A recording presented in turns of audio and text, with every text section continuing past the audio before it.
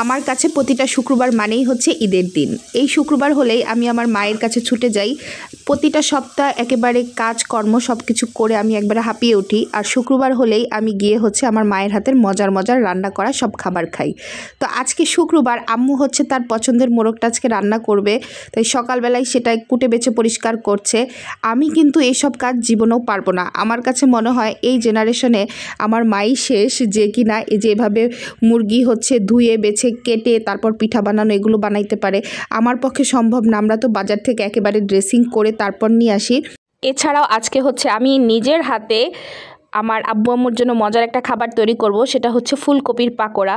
ফুলকপি এভাবে ছোট ছোট করে কেটে তারপর হচ্ছে এটাকে পাকোড়া তৈরি করব। আর আব্বু হচ্ছে বাজার নিয়ে আসছে, অনেক সবজি নিয়ে আসছে, শীতের যত ধরনের সবজি আছে আব্বু মনে হয় কোনোটাই বাকি রাখেনি। তারপর আম্মু হচ্ছে আমাকে মশলাটা কষাই দিতেছে, আর আমাকে দিছিল এই হলুদ আর মরিচের গুঁড়ো দিতে। আমি হচ্ছে মরিচের গুঁড়ো বেশি পরিমাণে দিয়ে দিছি। তারপর এই যে একেবারে লাল টকটকে মোরগের মাংস, এই মাংসটা খেতে কি পরিমাণ যে ভালো লাগে। বাজারের কেনা মাংস থেকে, বাজারের কেনা মুরগি থেকে বা ব্রয়লার মুরগি যেটাই বলেন না কেন, নিজের পালা মুরগি যে খেতে কত স্বাদ। আল্লাহর রহমতে আমাদের ছোট্ট একটা বাড়ি আছে, আর আমার আম্মু সেখানে অল্প কয়েকটা মুরগি পালে। একটা বড় হতে না হতেই সেটা শুরু করে দেয়। আমি মাঝে মাঝে বলি যেগুলোর অনেক বড় করবে, কিন্তু না, আম্মু হচ্ছে একটু বড় হলেই সেগুলোকে রান্না করে ফেলে। আর আজকে হচ্ছে মোরগের সাথে নতুন আলু অ্যাড করব, নতুন আলু দিয়ে মোরগের মাংস আর এই যে ফুলকপির পাকোড়া। আমি ফুলকপির পাকোড়াটা একটু অন্যভাবেই করি। এটার মধ্যে একেবারে মুরগির মাংস রান্না করার জন্য যত টাইপের মশলা ছিল সব দিয়েছি, লেবুর রস দিয়েছি, তারপর লবণ, হলুদ, মরিচ, ধনিয়া, যত টাইপের মশলা আছে সব দিয়ে এটাকে আমি মাখায় রেখে দিব। এতক্ষণে হচ্ছে মাংসটা রান্না হবে। যেহেতু একটু দেশি মোরগ, এটা রান্না হতে 1-1.5 ঘন্টা সময় লাগবে। ততক্ষণ হচ্ছে এটা ম্যারিনেট করে আমি রেখে দিব, যাতে করে এর মধ্যে হচ্ছে মশলাগুলো ঢুকে যায়, এবং যখন আমি ফ্রাই করব এটা অনেকটা চিকেন ফ্রাইয়ের মতোই লাগবে। আচ্ছা, আমার ভিডিওটা আপনারা কে কোথা থেকে দেখছেন একটু কমেন্টস করে জানাবেন তো। আর আমার রান্নাবান্না এই যে ডেইলি ব্লগ আপনাদের কাছে কেমন লাগে অবশ্যই কিন্তু কমেন্টস করে জানাবেন। আর মোরগের মাংস বা দেশি মুরগির মাংস একটু পাতলা ঝোল না করলে কিন্তু ভালো লাগে না।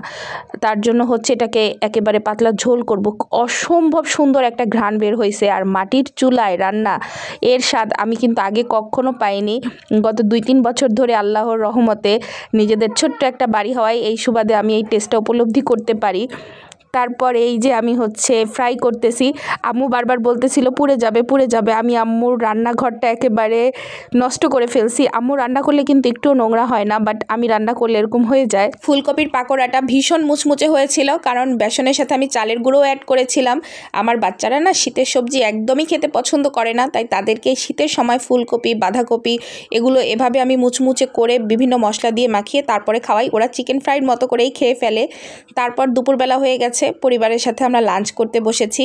শুক্রবার দিন এই পরিবারের সাথে দুপুরবেলা একসাথে বসে পাটি বিছিয়ে দুপুরে লাঞ্চ করাটা আমি পুরো সারাটা সপ্তাহ এটা মিস করি, কারণ আমি একা একা খাবার খেতে পারি না।